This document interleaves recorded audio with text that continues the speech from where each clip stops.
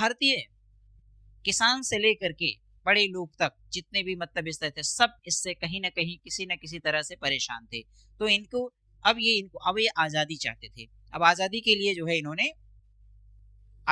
इन्होंने जो है रिवोल्ट। गुड इवनिंग एवरीबॉडी, कैसे हैं आप सब? उम्मीद करते हैं कि आप सब बहुत अच्छे होंगे और आपका प्रिपरेशन बहुत ही अच्छा चल रहा होगा। तो इस समय जैसा कि नवरात्र का मौसम चल रहा है जो है, तो आप लोग काफी एंजॉय भी कर रहे होंगे। तो चलिए, ये सब चीजें भी ठीक हैं, बट प्रिपरेशन और हमारा जो टारगेट है उसको हमें भूलना नहीं है, उसके अकॉर्डिंग हमें काम करना है। चलिए, सो आज हम लोग जो टॉपिक लेंगे वो हमारा टॉपिक है इंडियन नेशनल मूवमेंट से है। इंडियन नेशनल मूवमेंट्स कहाँ से कहाँ तक होता है, यानी कि 1857 से लेकर के 1947 तक होगा। ठीक है, तो आज हम इस पर डिस्कस करेंगे। इंडियन नेशनल मूवमेंट के अंदर हम जो पढ़ेंगे द रिवोल्ट ऑफ 1857। ओके, जो हमारा जो मेन हेडिंग है, जो मेन जो टॉपिक रहेगा यहाँ पर जो है द रिवोल्ट ऑफ 1857। चलिए, तो यहाँ जो हमारा पहला टॉपिक है मैं यहाँ पर लिख देता हूं।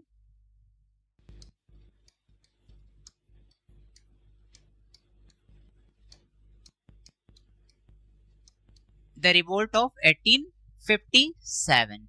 चलिए, तो देखिए यहाँ पर हमने क्या देखा है कि रिवोल्ट ऑफ 1857, इसे हम the first war of independence भी कहते हैं। क्या कहते हैं? The first war of independence. The first war of independence.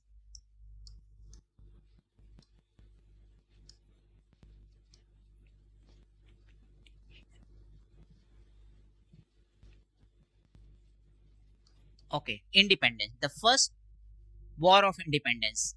Okay, तो ये हमारा जो टॉपिक है इसे हम फर्स्ट वॉर ऑफ इंडिपेंडेंस क्यों कहते हैं? क्या इससे पहले अंग्रेजों के साथ कोई युद्ध नहीं हुआ? जी हाँ, बिल्कुल हुआ है। अंग्रेजों के साथ जो युद्ध हुए हैं, जो इस तरह के जो जितने संघर्ष हुए हैं वो इस लेवल पर नहीं हुआ था, यानी कि इतने बड़े लेवल पर जो है ये नहीं हुआ था जितना कि रिवोल्ट ऑफ 1857, यानी कि 1857 में जो ये क्रांति आई, जो ये रिवोल्ट हुए हैं, इतने बड़े लेवल पर नहीं हुआ। चलिए, तो आज हम इसी पर डिस्कस करते हैं। जैसा कि हम सब जानते हैं कि हमारे देश भारत पर जो है अंग्रेजों का लगभग 200 वर्षों तक हुकूमत रही है। यहाँ पर जो है इन लोगों ने, यानी कि अंग्रेजों ने हम पर रूल किया है और बड़ी ही इनजस्टिफाइड तरीके से, यानी कि बड़ी ही इनजस्टिस तरीके से उन्होंने रूल किया है। यहाँ पर टॉर्चर करते रहे भारतीयों को और उनके अपने रूल्स को भारतीय लोगों पर थोपते रहे, और जिससे भारतीय लोगों को बड़ी समस्या होती थी। यहाँ पर हर वर्ग के लोगों को परेशानी झेलना पड़ा और इन्हें जो है इनके दमनकारी नीतियां जो ये अपनाते रहते थे उन पर जो है ये थोपते चले आ रहे थे, जिससे कि भारतीयों को बड़ी समस्या होती थी। और भारतीयों ने इससे बचने के लिए, इससे छुटकारा पाने के लिए जो है इन्होंने जो है अब उन पर इसका सामना करना चाहा। इनके सामना करने के लिए इन्होंने आंदोलन किए, स्ट्राइक्स किए, मूवमेंट्स किए, ये सारी चीजें जो है चलती रही। तो आज हम इसी सब चीजों को लेकर के आज हम बात करेंगे। ठीक है, तो चलिए देखते हैं यहाँ पर कि रिवोल्ट ऑफ 1857 यानी कि 1857 की क्रांति, ये क्रांति हुई क्यों? क्यों? कई कारण हो सकते हैं इसके। जी हाँ, डेफिनेटली यहाँ पर कई कारण हैं। तो पहला चीज तो हम ये जानते हैं कि भारत में अंग्रेज आए क्यों? भारत में अंग्रेज इसलिए आए क्योंकि वो यहाँ पर ट्रेड करना चाहते थे, बिजनेस करना चाहते थे। लेकिन जब वो भारत में आए तो उन्होंने देखा कि भारत में उन्हें जो है ट्रेड का एक माहौल, यानी कि व्यापार का एक बहुत अच्छा माहौल उन्हें मिला। हालांकि जिस समय भारत में अंग्रेज आए उस समय मुगलों का शासन हुआ करता था। जहांगीर के पीरियड में ये सब आए, जैसे कि उस समय आ करके उनसे परमिशन लिया और परमिशन लेकर के पूरे भारत में जो है इन्होंने व्यापार करना शुरू कर दिया। ठीक है, ये व्यापार चलता रहा, यहाँ से पैसे अर्न करते रहे और काफी समृद्ध हो गए, काफी पैसे वाले हो गए, इनके पास में काफी चीजें हो गई जो है। ठीक है, तो ये आगे बढ़ते रहे। फिर लेकिन इनकी जो धीरे धीरे करके एक समय आता है कि इन लोगों ने देखा कि भारत में क्या चल रहा था भारत में, डिवाइड एंड यानी कि भारत में जो है जो आपस में जो स्टेट्स थे, औरंगजेब के डेथ के बाद, यानी कि औरंगजेब की मृत्यु के बाद जो है ये भारत के जो गवर्नर्स हुआ करते थे, जो नवाब हुआ करते थे, ये सब होते थे, ये अपने आप को इंडिपेंडेंट करा लिए। क्यों करा लिए? क्योंकि औरंगजेब जो कि मुगल शासक था, उसके मृत्यु के बाद ऐसा कोई शासक नहीं बचा था, ऐसा कोई शासक नहीं था जो इन गवर्नर्स को जो कंट्रोल कर सके। जो कि गवर्नर्स जो थे, यानी कि जो नवाब थे, जैसे कि बंगाल के नवाब हो गए, ठीक है, अवध के नवाब और इस तरह के और भी जो है, यानी कि अलग अलग जो भी जितने ये नवाब थे, ये नवाब जो है जो शक्तिशाली थे, वो अपने आप को इनसे इंडिपेंडेंस करा लिए। इंडिपेंडेंट होने के बाद में ये अपने शासन खुद चलाते थे। तो ये सब चीजें जो है चलती रहती थी। अच्छा, दूसरी चीज जो ब्रिटिश इन सब चीजों को ऑब्जर्व कर रहे थे वो क्या था? ब्रिटिश ऑब्जर्व ये भी कर रहे थे साथ साथ में कि देखिए इनमें जो है आपस में जो टर्म्स हैं, स्टेट्स के जो टर्म्स हैं वो बहुत अच्छे नहीं चल रहे थे, व्यवहार बहुत अच्छा नहीं था आपस में। एक स्टेट दूसरे स्टेट से लड़ाई लड़ रहा है, कंट्रोवर्सी चल रही है। तो इस तरह के माहौल को देखा तो उन्होंने रियलाइज किया कि ऐसे कंडीशंस में ब्रिटिश इसका लाभ उठा सकते हैं, और उन्होंने इसका लाभ उठाया भी। तो सबसे पहले इन्होंने अपनी डिवाइड एंड रूल वाली पॉलिसी को अपना करके बंगाल पर कब्जा कर लिया। बंगाल पर कब्जा होने के बाद फिर धीरे धीरे इन्होंने बाकी स्टेट्स पर भी इन्होंने धीरे धीरे करके कब्जा करना शुरू कर दिया। तो बंगाल उस समय बहुत बड़ा प्रोविंस हुआ करता था भारत का, सबसे बड़ा प्रोविंस भारत का बंगाल हुआ करता था। इसमें जो आज का बांग्लादेश है वो उसमें इंक्लूड था। वेस्ट बंगाल जो हमारे भारत का हिस्सा है, हमारे भारत का राज्य, वो भी उसी बंगाल में ही इंक्लूड था। इसके साथ साथ उड़ीसा का और बंगाल के कुछ पार्ट, बिहार के कुछ पार्ट, यहाँ पर जो है सारे पार्ट्स जो है इंक्लूड हुआ करते। तो बंगाल बहुत बड़ा हुआ करता। जब इन्होंने बंगाल पर कब्जा कर लिया तो अब इन्हें जो है टैक्स वगैरह नहीं देना होता था, यानी कि जो मुगल जो उस समय जो बंगाल की सरकार, जो गवर्नमेंट जो चल रही थी, भारत के जो नवाब हुआ करते थे उस समय, ठीक है, जैसे कि सिराजुद्दौला, ये सब, उनको जो टैक्स जो देना होता था ये सब उन्हें नहीं देना पड़ता था अब, क्योंकि अब वो उनके कंट्रोल में आ गया है। तो ये सारी चीजों को उन्होंने जब देखा, रियलाइज किया कि ये तो बहुत अच्छा चीज चल रही है, तो हमने तो इतनी आसानी से इन पर जो है कब्जा कर लिया, ठीक है। और उसके बाद फिर ये दूसरे प्रोविंस को भी, दूसरे स्टेट्स को भी ये कब्जा करना चाहा, और धीरे धीरे करके इन्होंने यही डिवाइड एंड रूल वाली पॉलिसी अपना करके पूरे भारत पर इन्होंने कब्जा कर लिया। इस दौरान इन्होंने कई नीतियां बनाई, कई नीतियां इन्होंने बनाई, ठीक है, कई नीतियां बना करके जो है सारी पॉलिसीज अपना करके जो है ये अपना डिवाइड एंड रूल की पॉलिसीज बना के पूरे भारत पर कब्जा कर लिया, ठीक है। ये समय चलता रहा, चलते चलते फिर एक ऐसा भी एक समय आता है कि जनता जो है, यानी कि भारत की जो जनता थी, भारत के जो लोग थे, इनके शासन से परेशान हो गए, इनको सपोर्ट नहीं करना चाहते थे, क्योंकि इनकी जो नीतियां थी वो बिल्कुल अच्छी नहीं थी, ठीक है। हमेशा जो है इस तरह के टैक्स, हैवी टैक्स किसानों से लिया जाता था, और सब चीजें जो ली जाती थी, जो इनके जो जमींदार वगैरह होते थे वो भी इनको जो है टॉर्चर करते थे, ये सब करते थे। तो यानी कि ओवरऑल हम अगर ये देखें तो ये शासन इनको बिल्कुल पसंद नहीं आया, और भारतीय किसान से लेकर के बड़े लोग तक जितने भी मतलब इस तरह थे, सब इससे कहीं ना कहीं किसी न किसी तरह से परेशान थे। तो अब ये आजादी चाहते थे। अब आजादी के लिए जो है इन्होंने, आजादी के लिए इन्होंने जो है रिवोल्ट किया। तो सबसे पहले तो जो रिवोल्ट करना जो इन्होंने शुरू किया, तो सबसे पहले अचानक कोई रिवोल्ट तो हुआ नहीं, ठीक है, रिवोल्ट तो हुआ नहीं है। इसमें सबसे जो एक नाम आता है, जो एक रिवोल्ट ऑफ 1857 की जो चिनगारी जो जलाया उन्होंने, मंगल पांडे का अगर हम नाम लें तो गलत नहीं होगा, तो मंगल पांडे जी।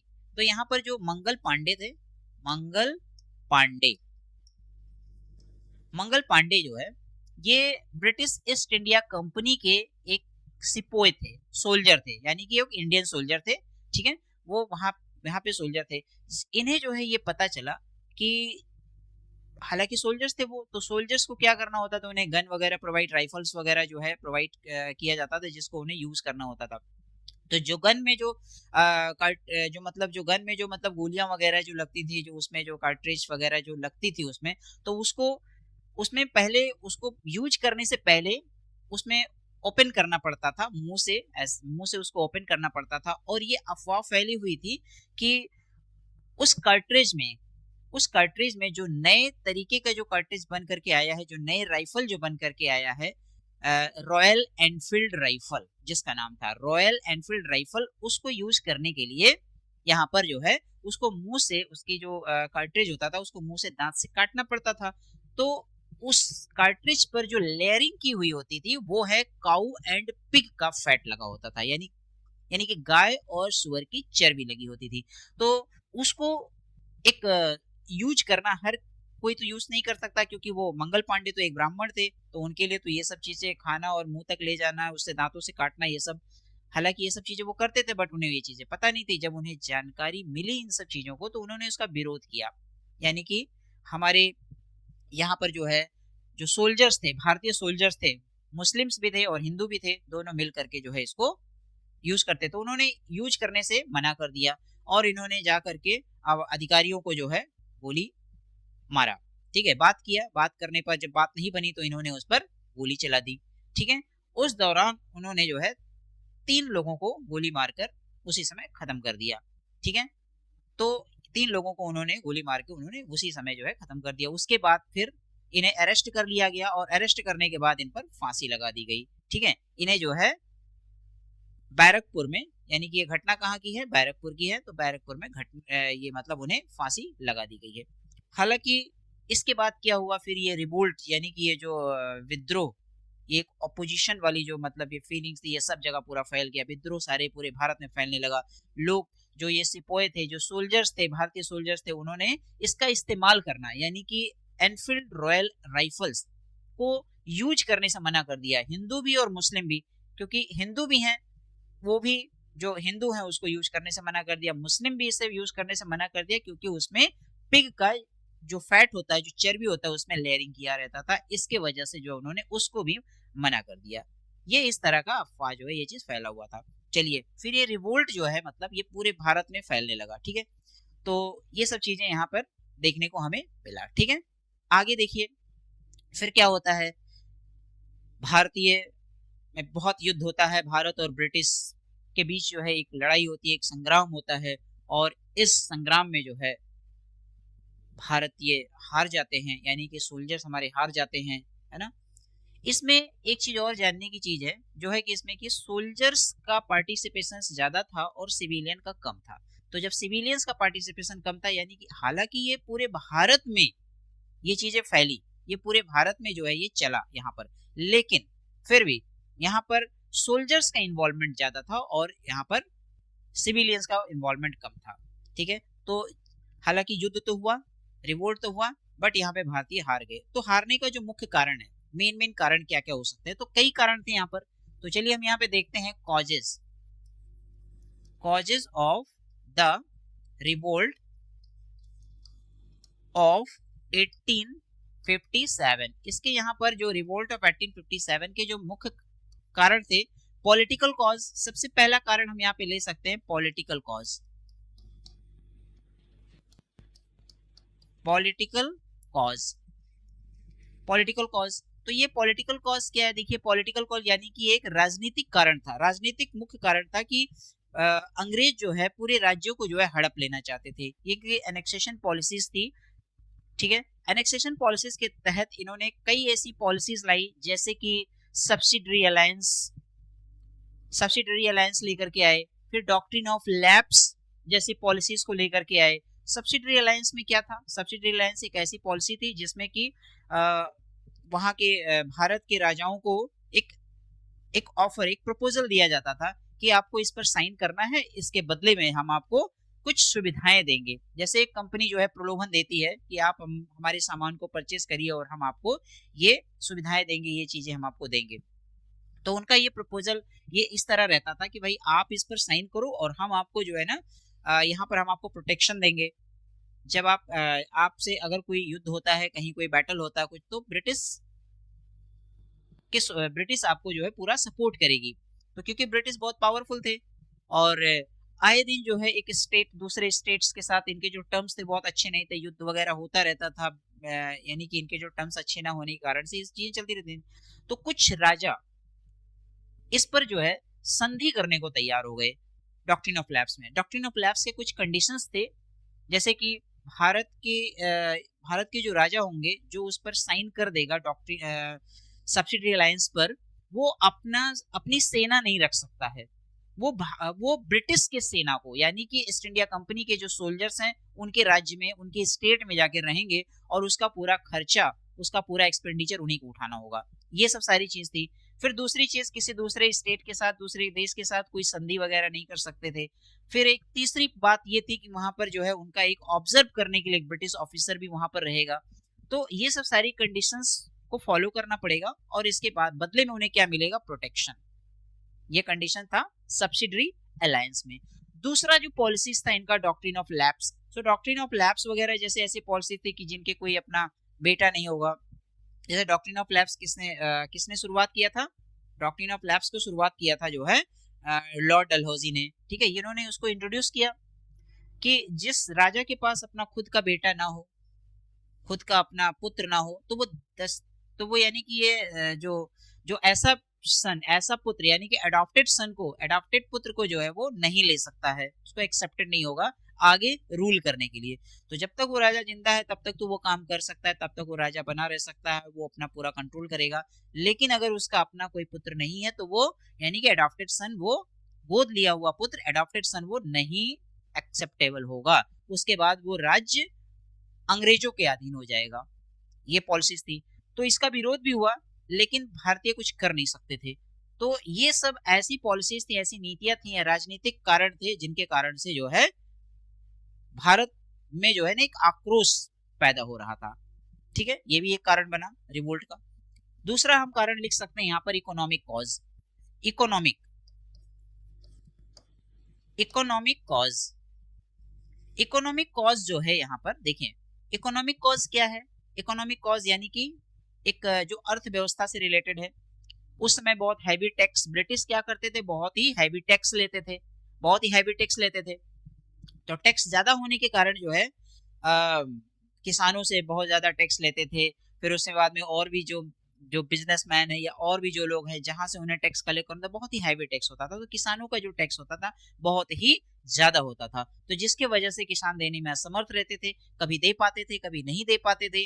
अब अंग्रेज इस बात को नहीं समझना चाहते थे कि अगर सूखा पड़ गया है या बाढ़ आ गई है तो किसान का फसल प्रोडक्शन अच्छा नहीं हुआ है, पैदावार अच्छी नहीं हुई है, तो वो हमें टैक्स कैसे दे सकता है, हमें लगान कैसे दे सकता है। लेकिन फिर भी नहीं, किसी भी कारण से, किसी भी वजह से, चाहे जैसे, उन्हें आप पे करिए। उसके लिए उन्होंने जमींदार अपॉइंट कर रखे थे। जमींदार यानी कि जमींदारों के माध्यम से वो टैक्स को कलेक्शन करवाते थे, और जमींदार जो थे वो उनके वफादार होते थे ब्रिटिश के। वो उनसे किसी भी तरह, जमींदार उन गांवों से, उन किसानों से टैक्स ले करके ब्रिटिश को ला करके दे देते थे। तो ये एक बहुत बड़ी समस्या जो है, गंभीर समस्या थी उस समय की। फिर इसके बाद हम यहाँ पे सोशल रिलीजियस कॉज लिख सकते हैं। सोशल रिलीजियस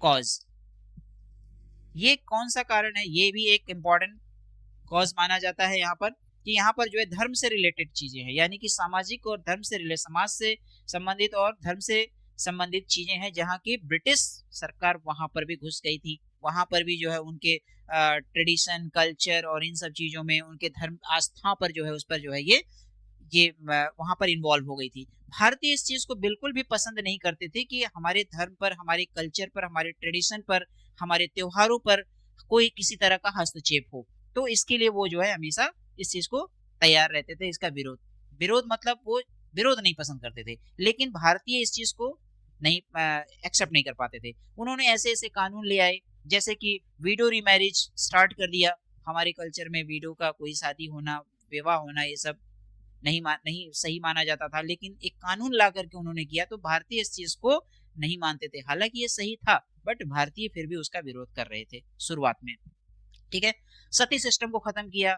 फिर कुछ भारतीय स्टार्टिंग में उसको भी विरोध कर रहे थे, लेकिन बाद में जाके उसको एग्री हुए। तो इस तरह का एक माहौल, एक आक्रोश का माहौल बनता रहा। ठीक है, फिर एक चौथा जो आपका यहाँ पे कारण है, मिलिट्री कॉज। मिलिट्री कॉज, ये एक मिलिट्री कॉज हो गया। तो एक मिलिट्री कॉज में ये एक बहुत ही इंपॉर्टेंट कॉज के रूप में हम इसे मानते हैं कि मिलिट्री कॉज में क्या था कि जो ईस्ट इंडिया कंपनी में जो सोल्जर्स हुआ करते थे यहाँ पर, जैसा कि बताया गया है कि ईस्ट इंडिया कंपनी में जो सोल्जर्स थे, तो उन सोल्जर्स के लिए एक नए प्रकार की एक राइफल इंट्रोड्यूस किया गया। वो कौन से राइफल्स थे? रॉयल एनफील्ड राइफल होता था, जिसमें कि अभी हमने जो डिस्कस किया कि उस पे जो बंदूक होती थी, जो गन होता था, उसको चलाने के लिए कार्ट्रिज का यूज होता था, और उस पर पिग और काऊ के फैट की लेयरिंग की हुई थी। उसको जो है स्टार्ट करने से, उसको जो है वो लेना नहीं चाहते थे, उसको यूज करना नहीं चाहते थे, जिससे ये सारा चीजें चीजें जो है मामला बिगड़ गया। फिर देखा इन्होंने जो है कि मंगल पांडे सामने आए, तो मंगल पांडे की स्टोरी और सारी कहानियां भी हमने बताई इसमें। तो ये सारी चीजें वहां पर थी, तो जिसके कारण से जो है ये आक्रोश बढ़ा और रिवोल्ट हो गया। ठीक है, इनके जो मुख्य कारण, मुख्य जो लीडर्स हैं, वो मुख्य लीडर कौन कौन थे? मंगल पांडे बैरकपुर में थे, रानी लक्ष्मीबाई झांसी से लीड कर रही थी, नाना साहब और तात्या तोपे ये सब कानपुर से, ग्वालियर, तात्या तोपे ग्वालियर से, नाना साहब कानपुर से इस रिवोल्ट को लीड कर रहे थे वहां से। और इसके बाद क्या है, बहादुर शाह जफर दिल्ली में, ये यहाँ से जो है इनका लीडिंग चीजें जो है चल रही थी। ठीक है, ये सारी चीजें जो है वहां पर हो रही थी, इनको विद्रोह का कर मतलब ये चीजें हो रही थी। ठीक है, तो ये सब चीजें हमने यहाँ पर देखा। मुख्य सेंटर कौन कौन से थे जो रिवोल्ट का था? लखनऊ था, जहां से बेगम हजरत महल उसको लीड कर रही थी, और ब्रिटिश के साइड से कौन लीड कर रहा था? हेनरी लॉरेंस कर रहे थे। झांसी और ग्वालियर यानी कि रानी लक्ष्मीबाई और तात्या तोपे लीड कर रहे थे। वहां के इसको ब्रिटिश साइड से कौन लीड कर रहा था? ब्रिटिश साइड से लीड कर रहे थे जनरल ह्यूरोज। ओके, दिल्ली से कौन लीड कर रहा था? दिल्ली से जो है भारत के साइड से थे बहादुर शाह जफर और बाकू सिंह, और ब्रिटिश के साइड से जॉन निकोलस थे। ठीक है, इसी तरह से कानपुर को लीड कर रहे थे नाना साहब, और इधर जो है सर नाना साहब और सर कोलिन कैंपबेल कानपुर से लीड कर रहे थे। बरेली से खान बहादुर खान इसको लीड कर रहे थे, और ब्रिटिश के साइड से जो है कौन था? Sir Colin Campbell. इस तरह से बिहार से कौन लीड कर रहा था? कुंवर सिंह लीड कर रहे थे, कुंवर सिंह। और उधर दूसरे साइड ब्रिटिश से कौन था? विलियम टेलर और विंसेंट आयर। फिर इसके बाद जो है इलाहाबाद से मौलवी मौलवी लियाकत अली यहां से कर रहे थे। ठीक है, मौलवी लियाकत अली यानी कि ब्रिटिश साइड से थे, और इसके बाद में जो है कर्नल ऑन्सेल, ये आपके कर्नल ऑन्सेल ब्रिटिश साइड से थे, और भारत के साइड से जो है मौलवी लियाकत अली थे। ठीक है, फैजाबाद से यहाँ पर जो है इस तरफ है मौलवी अहमदुल्ला। इस तरह से हमने देखा कि पूरे भारत में ये विद्रोह, पूरे नॉर्थ भारत में, पूरे साउथ में, सब जगह फैला, लेकिन नॉर्थ में सबसे ज्यादा था। तो ये हमारा, ये सारी ओवरऑल जो एक स्टोरी रिवोल्ट ऑफ 1857 की थी, ये सारी चीजें हैं। तो कहानी जो है कुछ इस